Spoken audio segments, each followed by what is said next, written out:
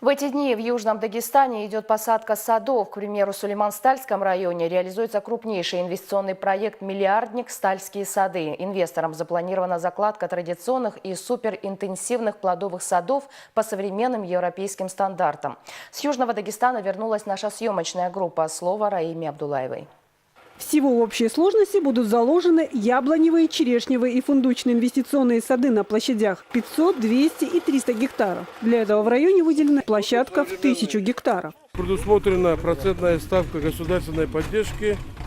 Если на интенсивный сад на 1 гектар мы давали 250 тысяч, то вчера уже у нас правительством подписана процентная ставка будет 700 тысяч рублей для суперинтенсивного сада.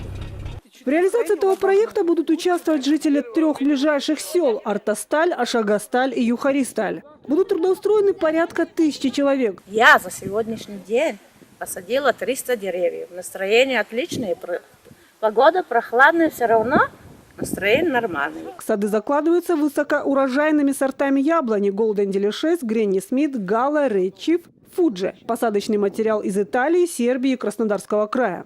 Сопровождает проект и Министерство сельского хозяйства, и Минмереводхоз.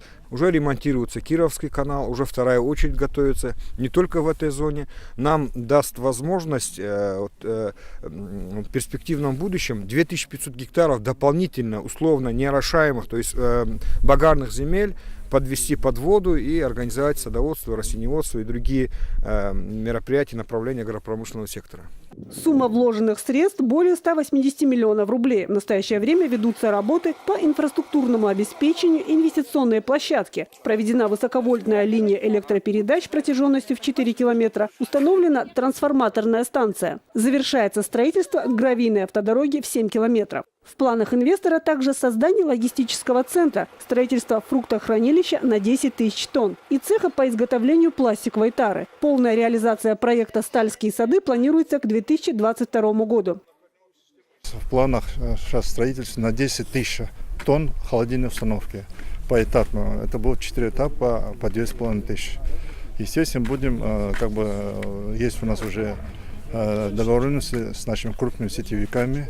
Москва, Питер, Ростов.